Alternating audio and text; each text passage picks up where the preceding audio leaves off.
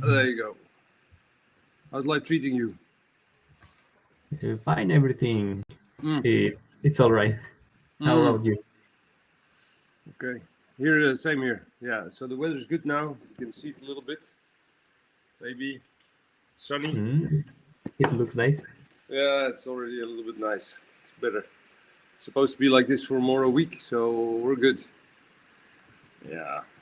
And Philippe is not coming because he just announced that he was not going to be able to make a contribution. So I told him I saw the message. I told him to make better plans because now we can't. How can we do without this feedback? We need his feedback. Otherwise, this is no fun. Yes. Yeah. All right then. So shall we have a look at the article that you proposed? Yeah, sure.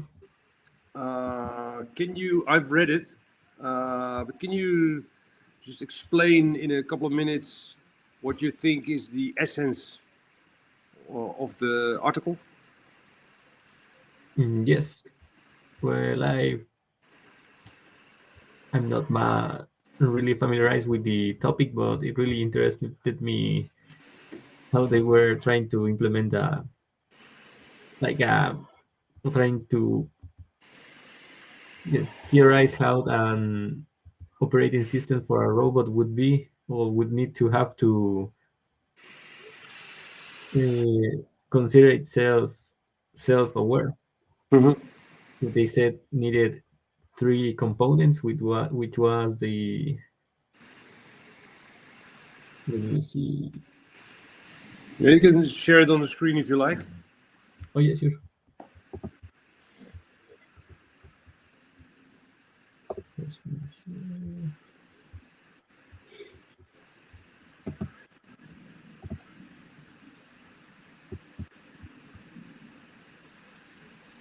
Can you see the? Yeah. Okay, so they said they had these three domains: the robot navigation, the frame problem, and the fixed points and singularity. Yeah. These two I kind of understand, the self-locating and self-modeling problem. The self-mapping I really didn't get it. So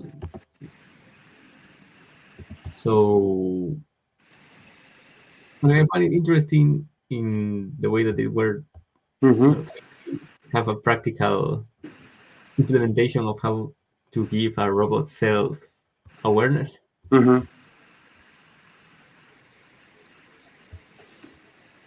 Self-plate awareness. Like in this place, they said that if the robot has sensors and if it's able to locate an object in space and itself in relationship to that object. In this case, I think it was something similar.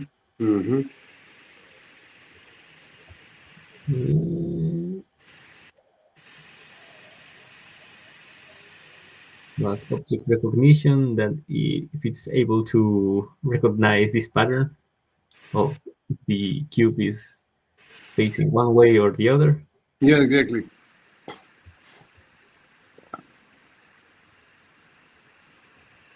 It was the world model, which you use something called the brewing sequence. The recognition.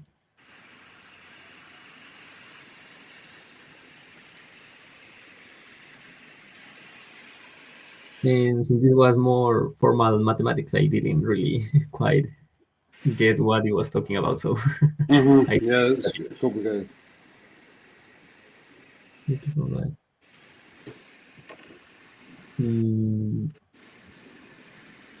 So yeah, I really like the paper and the idea that you could implement give certain characteristics to a robot, so it is be self-aware.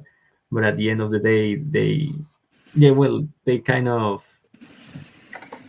related it of how you humans have self-awareness that is in some way defined by how our body is able to distinguish between itself and other things that aren't itself.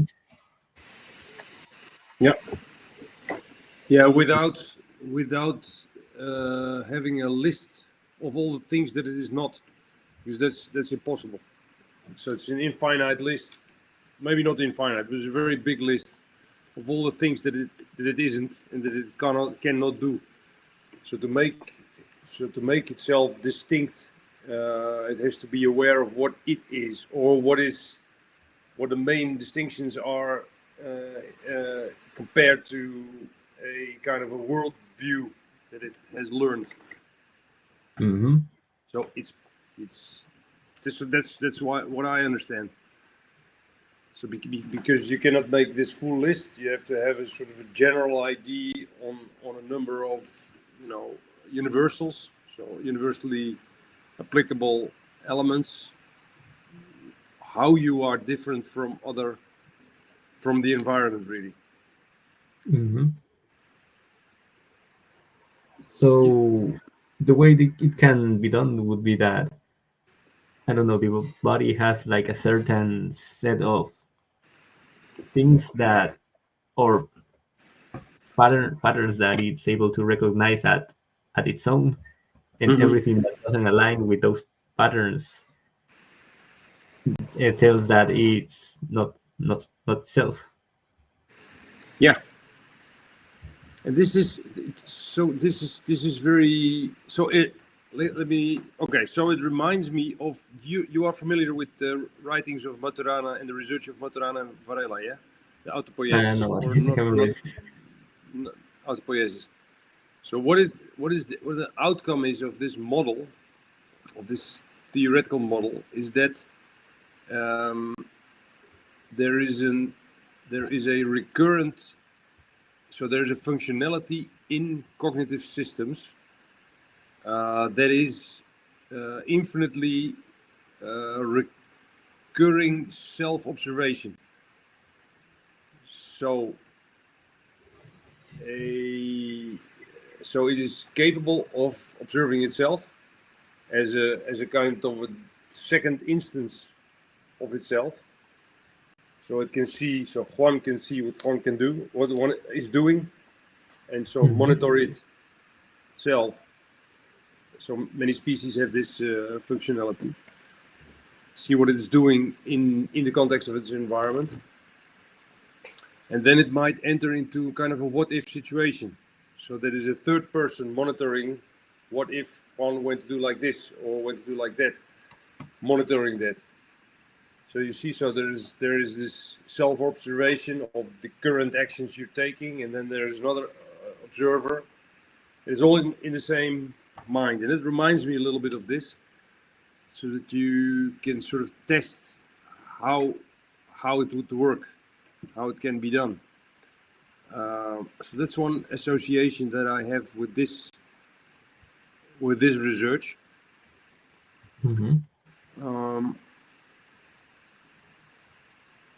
As a first off, and then another association I have with it is that there's been a empirical research with people to make them believe that they have a third arm. I think I have seen some videos about it. Yeah, you've heard about that. It's very interesting because people are very much capable of, in a very short time, in a few hours, to act as if they had this third arm already, or another, or a leg, or a hand, or whatever, just by showing it to them. So one arm is on the side, and the other one is on the third one. So it's a plastic, or any artificial arm is on the table, and then they start tickling it or doing things to it, and then people react as if it were their own arm, and it's very quick. And also, this is difficult to forget. So once you have accepted this idea of a third arm, then you're already so. But that's part of your awareness. Like if you're walking, you have a different awareness of the environment, as if, I think it's more or less a similar situation. If you're on a bicycle, or if you're in a car, or if you're in a truck, in a big car. It's all different. So you have a different sense of awareness of what's around you and how you interact with the environment. People are very much capable of doing that. And it seems kind of simple and straightforward to do that, but now I think the beauty of this article is that it's very precise. So it really goes into the detail of what it means to have this awareness and how you could actually engineer it into a robot in the most basic of ways, really. Mm-hmm. So that is really interesting. Yeah. What do you think of that?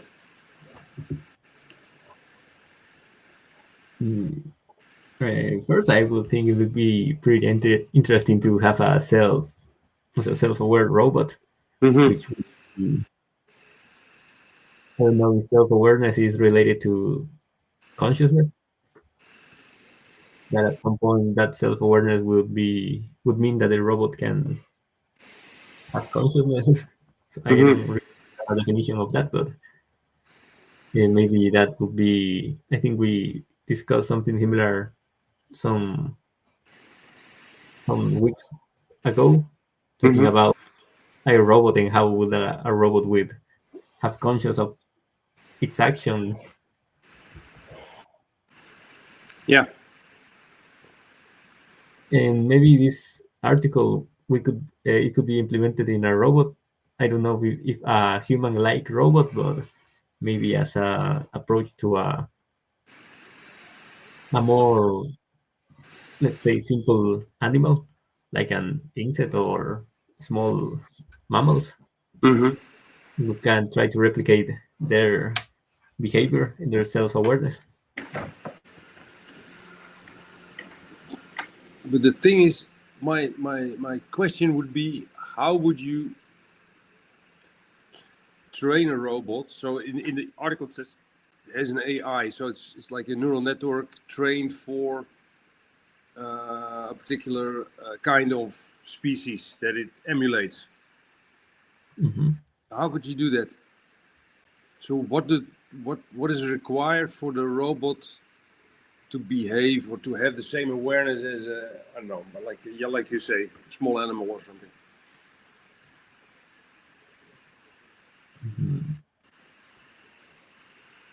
Well, I guess we need to have a definition of how that animal is self-aware of itself.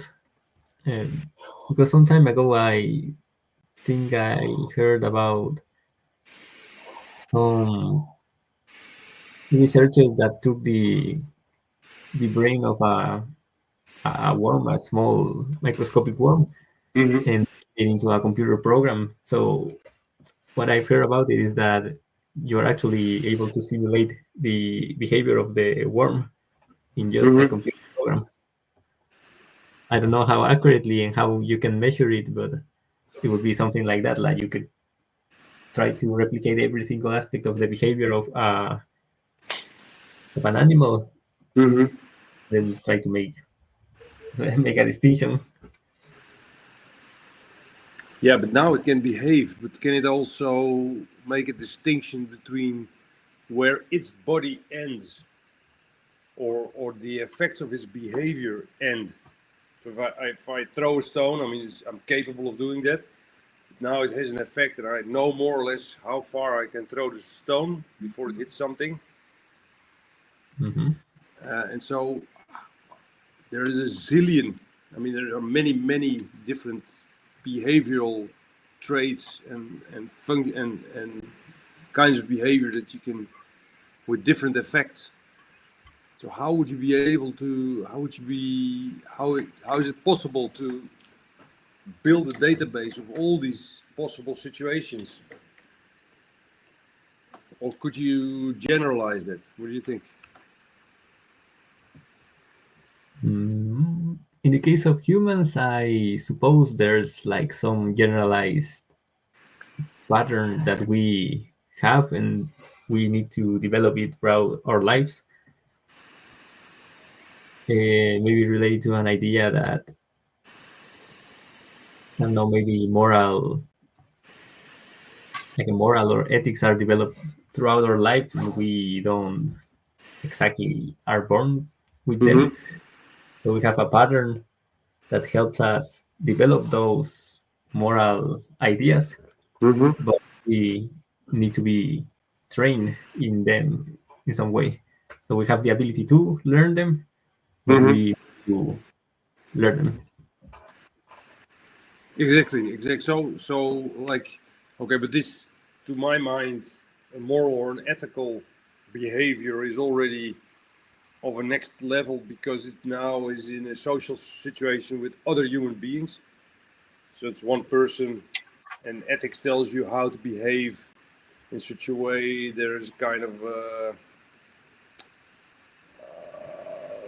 that is socially accepted, so it's acceptable to other people in this case. But even to teach a robot to deal with plants or animals or maybe objects even in an unstructured way, so it's not like a robot arm doing like welding to a car, in a factory, but in an unstructured way, such that it can just sort of decide for itself how it behaves in this way. So it's much less. I would say it's much less complicated than social behavior in an ethical way.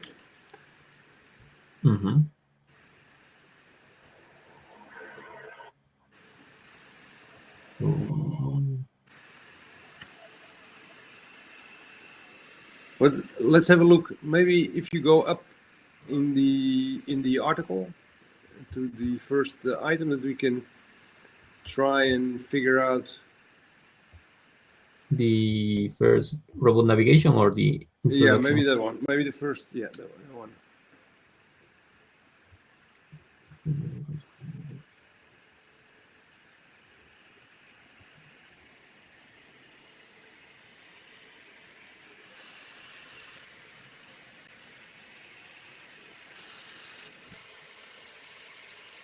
For, by, of self-identification. Okay, so it's to navigate the self as a mobile agent in a physical space. So that's a really low like threshold. It's just nothing is required of it. It's just on a flat surface, and it's sort of navigating between objects or other robots. So it could be said that an automatic vacuum would have some of the elements of this self-awareness that they are proposing. And this have this first element of self-navigation in a space. Yeah. Self-identification, yeah.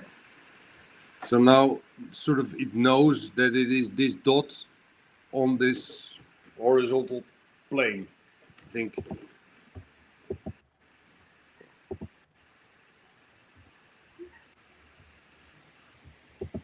Do you agree? Self-identification.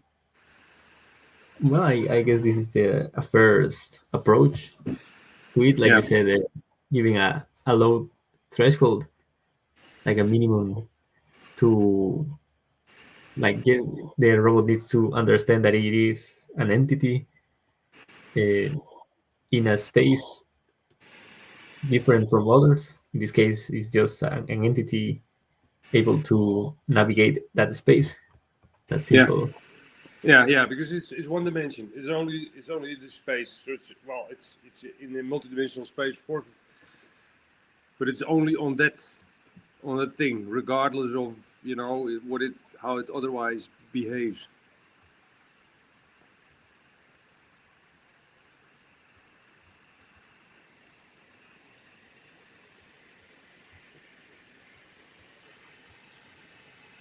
Into relative positions, yeah. So this is interesting because as a matter of fact, you cannot I mean, if you're in a football game, and so somebody asks where's the ball, and you say it's at the second goal post. For instance, you cannot express the position of the ball by talking about the ball itself. So it's always relative to something else. Mm-hmm.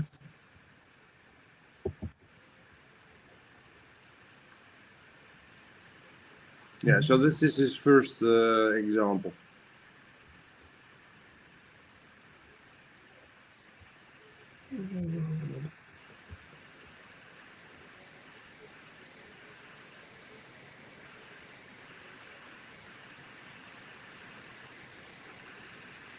Yeah.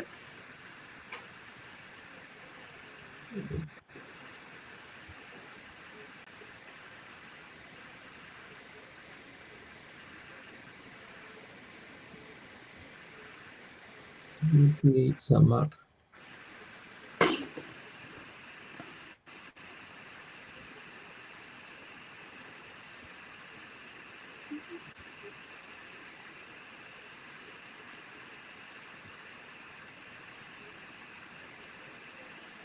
So if we apply this idea to us humans or maybe other animals, it would be that we create like I said, a mental map of the relative positions of all entities in a space. Mm-hmm. But the map that we create is, what would you say, like low resolution, so we can actually understand the precise relationship between each other, Mm-hmm. but is just enough information for us to identify Mm-hmm. each object and ourselves within that space. Yeah. But so what is the difference between example 1 and example 2? Because I think in example 1 it's not aware of, it's just aware of its location. So it's not relative to other elements, is it? Or other robots. And in the second one, it is aware of where the others are. It's like on this little map where there are 3 dots, and you know that you are one of them. And you can only know which one you are by changing this location of yourself. So you change your own position, and simultaneously you watch to this, you see this, you monitor this map, and so you see that the dot that changes must be you. So you make changes and you get feedback of those changes that you made. Exactly, on the map. So On the map. so I think that's what the picture means. So this robot, the one on the right, walks around or turns, and then makes a little circle, and then sees, in the information it receives, this little map, it sees that one of these 3 red dots also changes position relative to the other 2, and now it knows that that one must be it. Mm-hmm. So that's a next level from, it's a step from the previous one, from the first example. And what about if all 3 robots make the same movement? Then we're stuck. Yeah, then we're stuck. But it's so it has to make a particular movement such that it can recognize itself. So if they're all making circles, it should make a square or an 8 or something. This kind of reminds me when I used to play video games. There was this, when you play multiplayer, the screen cuts in half and you have your half to play. And I remember sometimes we didn't know which side was mine or from the other player. Yeah. So I remember that we both were moving our controllers and our characters were moving, but we didn't know. So we have to, someone had to stop for the other to recognize. That's exactly the same thing. You cannot know, but apart from the behavior that you perceive, because if this is its input, sensory input, only the screen, then it can move and know that it's moving, but not seeing other than this map. So that's exactly, you're in your room, playing the game, and you're playing like hell and fighting the other guys like crazy, but you don't know who you are, which you are, side of the screen you are. That's fun. Okay, go on. So it would be so like that's one of the first elements that they are trying to associate with self-awareness. Mm-hmm. But then, so that's one of the things that it would need to be able to do, like a first approach. But then we put other self like to complement this idea. Sorry, self-awareness is online real-time self-locating in a self-created map with self-mounted sensors. Yeah, the first part I understand. Online real-time self-locating in a self-created map with self-mounted sensors. So now,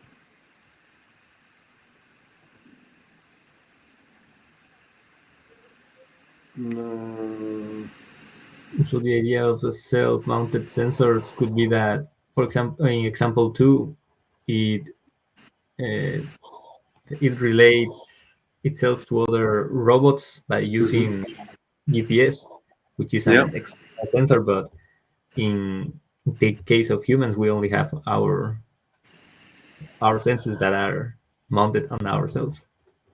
yeah. Okay, it says here, suppose a robot has not only sensors for positioning external objects, but also relates these external objects to itself. But also sensors for monitoring. This is a funny sentence, but anyway. It's the fourth sentence, but also sensors for monitoring the internal state of itself, such as orientation of the robot and for how long the robot moved. Yeah, so that's what we just were discussing. It needs to see on the screen what the position and the changes of the dots are, but it also needs to be aware of how it is itself behaving. Mm-hmm. So in this case, like we said before, if all three robots are moving, then he wouldn't be able to identify it itself. But with these sensors that allow that robot to identify its own movements, then it will be more capable of discriminating between his actions and the action of other robots. Yeah, exactly. Yeah, that's exactly it. Okay, it says it's in the fifth sentence. In this case, the robot can solve the self-locating problem in two ways: either creating a map and locating itself in the map by the sensor for positioning external objects, or by monitoring itself and locating itself relative to the initial position. Yeah, if it creates the map, can determine this is the map and this is my position in it from the outset, and then monitor where it's going from its initial position. I'm not sure how this adds anything really.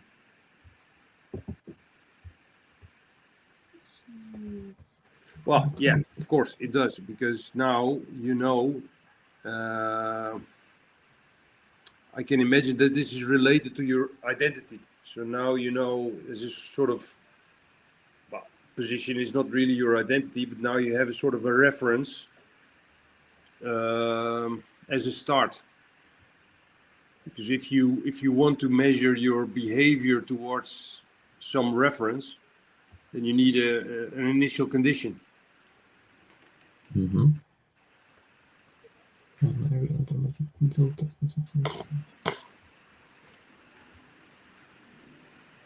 Continuously.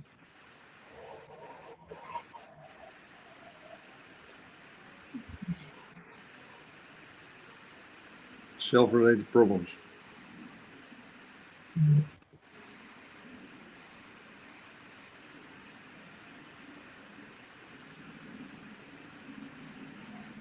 Yeah, I don't know. What do you think?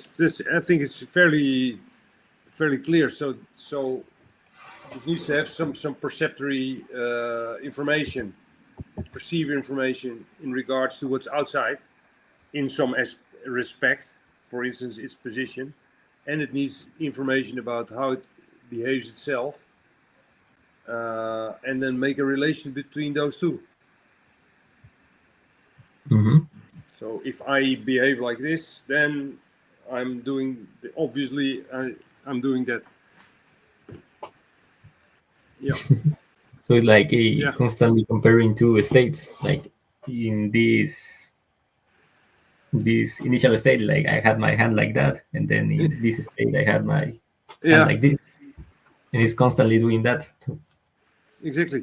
Yeah. And I think what's added by these final sentences there is that a bit down the article, it talks about saving a baby from a burning house.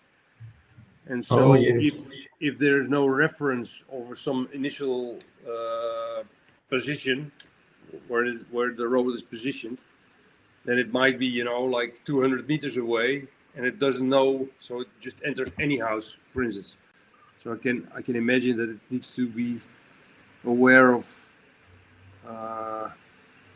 in a general way, to know where it starts.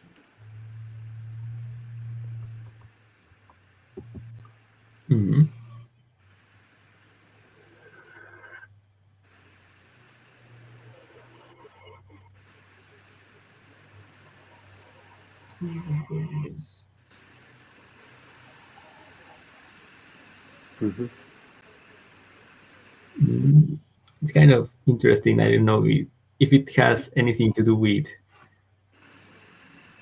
this thing, but for example, when someone sleeps and they say they dream, and they dream that they are in some other place, and then they wake up where they sleep, they can get a little bit confused. Their frame of reference changes. Yeah.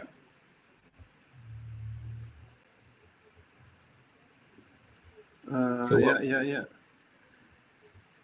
So frame problem.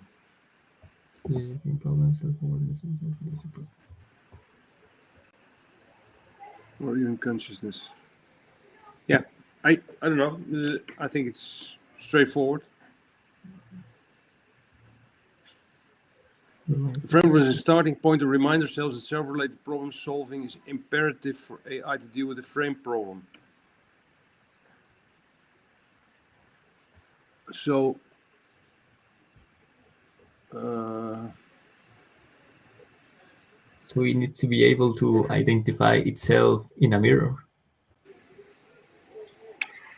Yeah, or maybe not.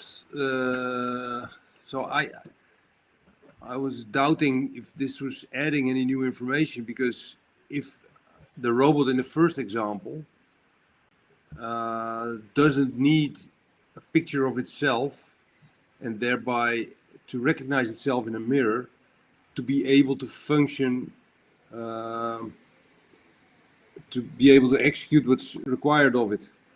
It has enough. So for that one, it's enough to have this little map with 3 dots on it, and to identify where the other 2 dots are, and what its position is in regards relative to the other 2 dots. You see, so that it doesn't make sense to put a mirror in front of it and say that it recognizes itself. It just needs to know, if I behave like this, that's me. That's enough. Okay.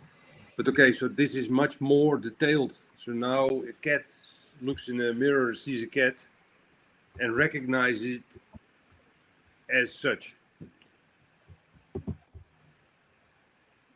That's, yeah, okay. So that's more, of course, more detailed. The principle is the same, I think. I don't know. What do you think? Well, as you said, the previous example would be, like they say, the minimal required for it to self-identify. In this case, maybe it would be more related to, well, in the case of the mirror, related to other types of senses like the Yeah. vision.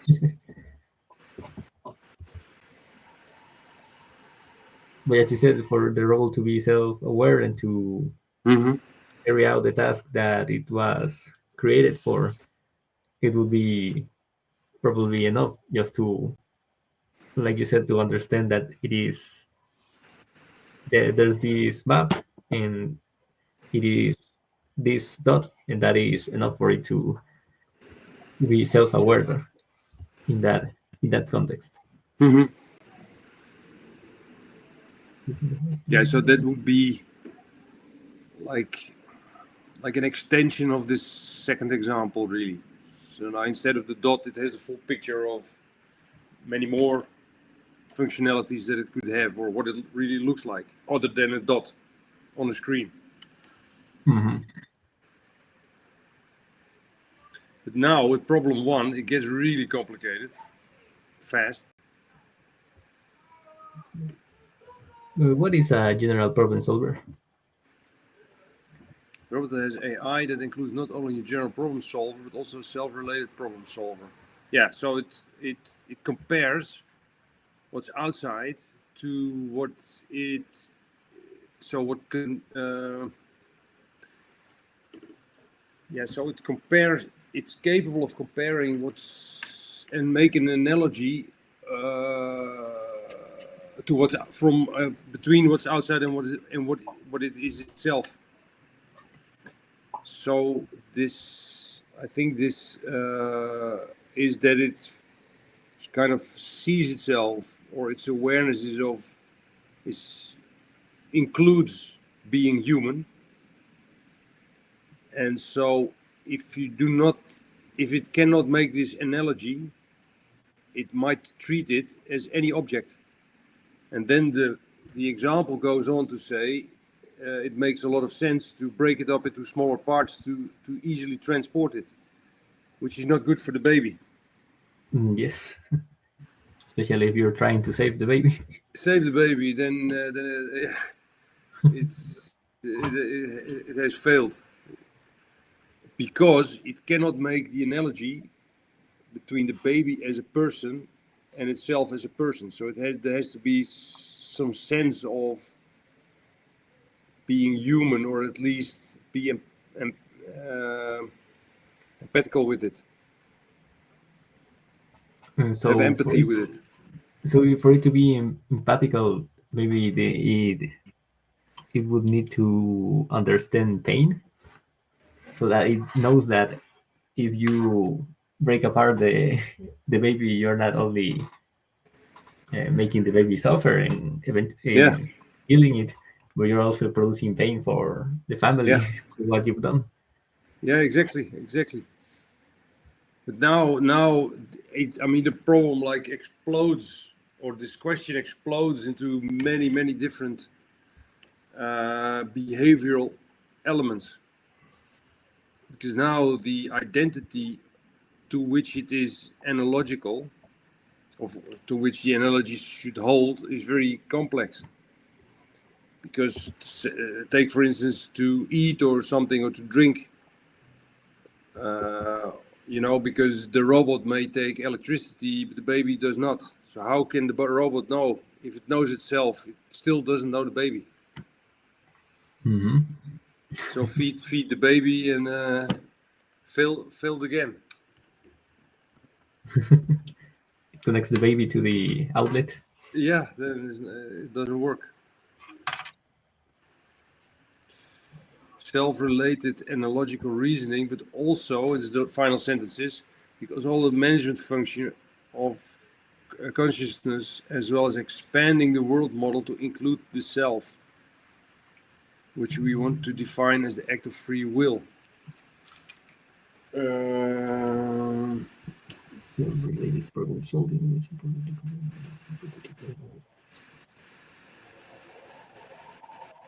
Compassion.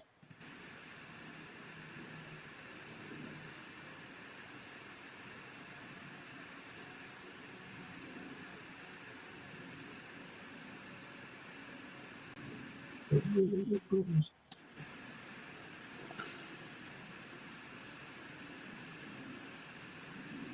free will.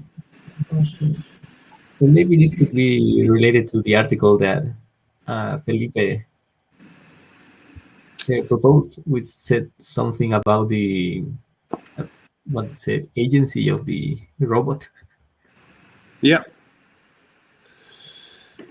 Yeah. It's the agency of the robot, but also how the robot is perceived by people.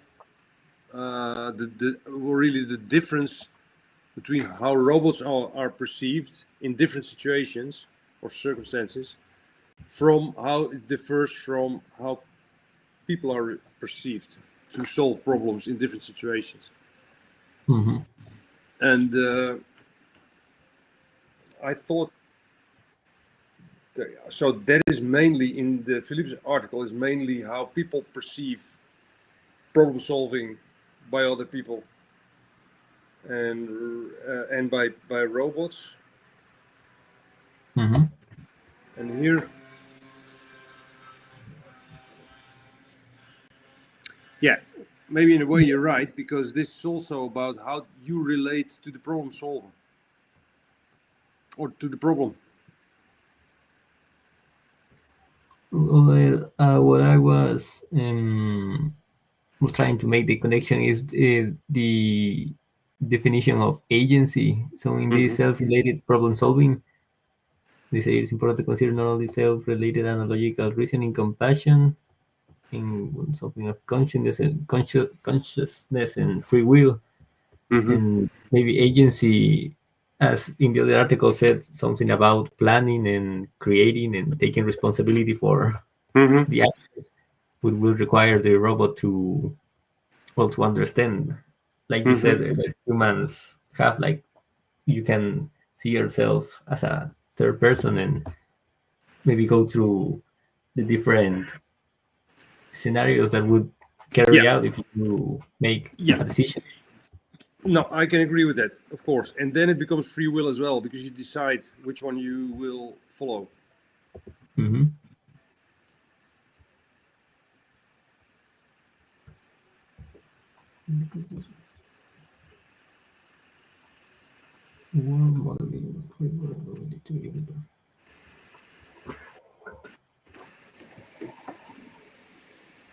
Redundant mappings. Okay, explain this to me, Juan. The redundant mappings. Well, I don't know what redundant mappings is, but I can. Like a Redundant is, you know what redundant means, yeah? like a I don't know, if it's self-referencing or something that is repeated. I don't know Yeah, exactly. that's theoretical, yeah. So there's more information to explain something than you actually need. So there's more than the minimum information available. That means redundant. So it's like Okay. there's extra something to explain it. And that is, of course, if there's more, as you say,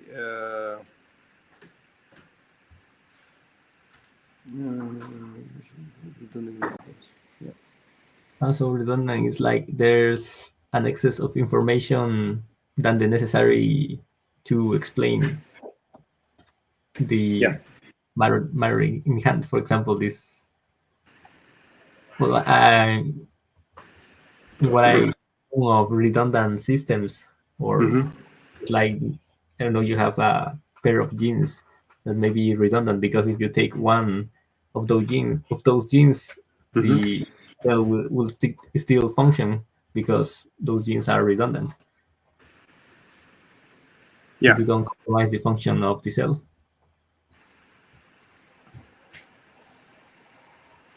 yeah. So, yeah, that's it. So there's more information offered by this perceptory input than it would be strictly needed to describe it, and that allows you. So I think that's what it explains. 6, 8. These 6 segments are numbered in figure 3. Yeah. These are also the numbers of the nodes in the sensory part. A node sensory part compared to node. The node understands that bar I is in front. Thus to create two understandings with cube inside. Yeah. Okay. So by giving some extra information that goes beyond strictly explaining that it's a cube, it also tells you with this I, node I in sensory is paired to node J in the recognition part, then the automaton understands that bar I is in the front. So this is actually, I believe, at the core of multidisciplinarity also, because now you're including more perspectives on this cube. So you look at it from different angles, and now it allows, because that's a little bit redundant. You already know it's a cube, you don't know how it's positioned exactly. And by taking different perspectives, now you can see that you see node I in the sensory part is paired to node J or FB in the recognition part. And now you know that which side is in front.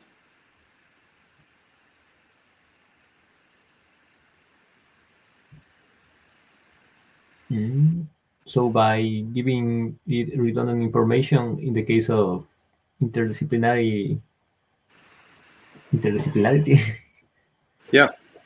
It would mean that you could get like the same say fundamentals from an area, but with different ideas from another area, another perspective. Yeah. We discussed this the last time, I think. So that how does this multidisciplinarity work? You remember this? No, I don't think I remember that. Okay. Now, so the whole thing with the multidisciplinarity is, of course, now you look at a particular topic from like, let's say it is like a firm, and now you start looking at, because it's usually an economic subject, so you look from with the eyes of taking this perspective of an economist. But now you can also ask a physicist to look at it, or a biologist to look at it. You get different perspectives. And so, because there is not, in complexity theory, there is not such a thing as a objective single truth. There's not an ideal instance of anything, but it's always subjective to the observation. You cannot have from one observation have a full picture of the thing, but you can have as full a picture as possible from different perspectives. And so that is the part of the theory of complexity science, and I associate it with this. So to introduce additional perspectives is what's done here also, and now you can tell if the closed side of the cube is towards you or away from you. Sorry, maybe it's very abstract. I don't know. Does it make sense, or is it just very far away? No, I think it makes sense. So it would be like it could give you a better idea of the area that you are trying to understand once you have different perspective. Mm-hmm. Yeah. Mm-hmm. Yeah, I guess. Because by the organization of a scientific discipline, you have to, because organizing in part means to restrict also. So there are certain perspectives that you are supposed not to take in that discipline, because if you would, the boundaries of the discipline would disappear. So now it's just not a science anymore. It's just, too holistic. So it's not organized. And because you are not taking that perspective, you might miss out on, like an image like this. So something that you would really help to better understand this problem you're looking at, you're researching. So that's a big potential advantage. There are many disadvantages also in terms of efficiency, for instance. But a big advantage is, of course, that now you can allow yourself, provided that you explain what you're doing, get more perspectives that are not proprietary to that discipline. Full stop. Amen. Go on. We have a couple of minutes left. Okay, no, I actually wanted to ask about what you were talking about. Why does it become less efficient to consider? Is because you have to consider all different perspectives and make them work together, or that like get a consensus of those ideas. Yeah. No, that's where you end up, and the consensus gets stronger, of course, if your empirical testing corroborates what your theory is about. But I think it gets stronger. But it's hard work. I mean, even in our little group, we've been trying to, not too much because we're a small group, but what I was trying to do as a part of the training is to take the perspective of the other. So I would then ask you to take the perspective from the discipline of Philippe, and Philippe to ask him to take your perspective on a particular topic like this one.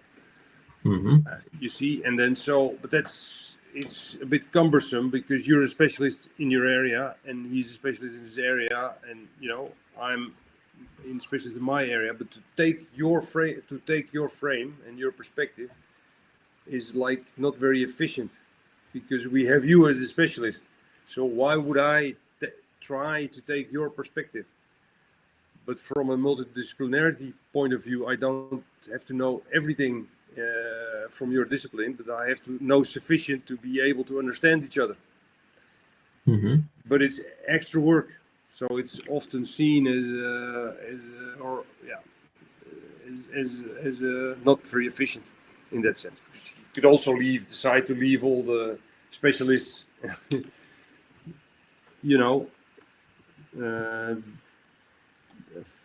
in their own disciplines. You see the point, yeah? Yes. So it's pretty difficult to communicate between disciplines. Yeah, even because of the words they use, the terminology or the idiom, the vocabulary they use, but also the methodologies and the traditions and the typical attitude towards their systems that they're observing. Okay. It's different in different disciplines. So you have, because I think one of the objectives of this training was to train ourselves also to, apart from a positive and curious way to look at systems outside of your scope of your discipline, also to try and assume a little bit the perspective of somebody else, to just to be able to use his knowledge or her knowledge to solve your problem, or to be able to mobilize the other person to help solve your problem. Okay. Yeah. So it would be useful if there was a common language that all scientists could maybe agree on. I know it's difficult that people agree on something. Yeah, but that's a very good remark. That is what general systems theory should be doing. You remember this? Now, I've said this guy von.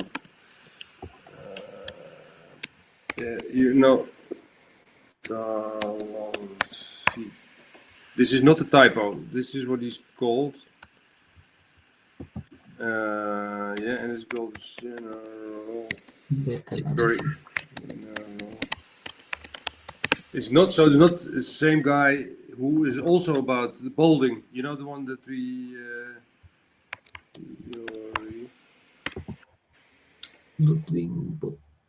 And he talks about isomorphisms, so that is similar behavior between different systems.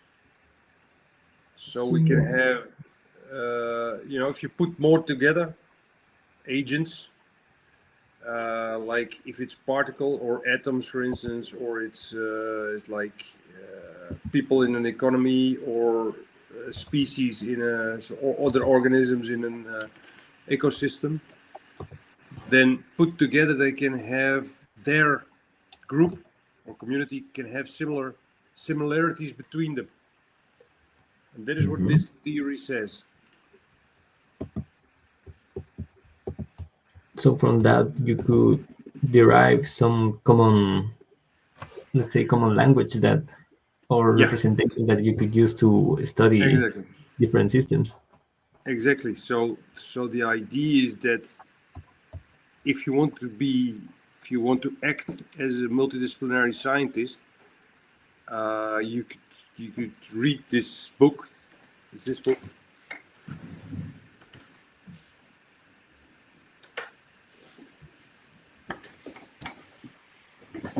General Systems Theory, Adel, Ludwig von Bertalan. And then that is your common language. So it offers you kind of tools or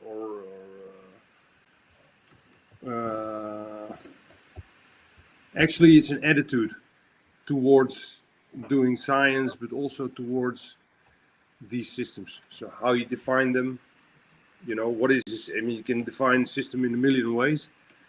But how do you define a system such that it's like a complex system? And then how do you look for these isomorphisms? So the similarities in behavior, such that you can relate really quickly with somebody outside of your discipline. Okay, so it's like a toolbox that tells you how to, if you want to study systems in that way, you have like these guidelines that help you. Yeah. Or that help all the people that it's studying them in the same way to understand each other. Yes. Yeah. Okay. Yeah. So I can recommend it. I recommend it. It's a really useful book. Okay, thank you. I will have a look. I will give it a try. I will take your hands on one. Yes. All right, then. How with time? We have about 2 minutes. I'll see if I can get myself a physical copy, or maybe a digital one. Yeah, go to the university library. They'll have it for sure. I mean, you guys in Chile, you're ahead of. You're well informed about complex science and autopoiesis and all that stuff, agent-based and networks. So it should be there. Yeah, it should be there. That's why I've been talking with Felipe that there's like, even for the engineering degrees, they teach them general system theories and stuff like that. Yeah, he has the books also. Yes. Yeah. Is he located in your neighborhood or is he far away? I think, well, I don't know exactly where he lives. I know that he lives like in the same, let's say, region of the city, but I don't know exactly where. I have to ask him. Yeah, ask him. All right, then. Let's leave it like this.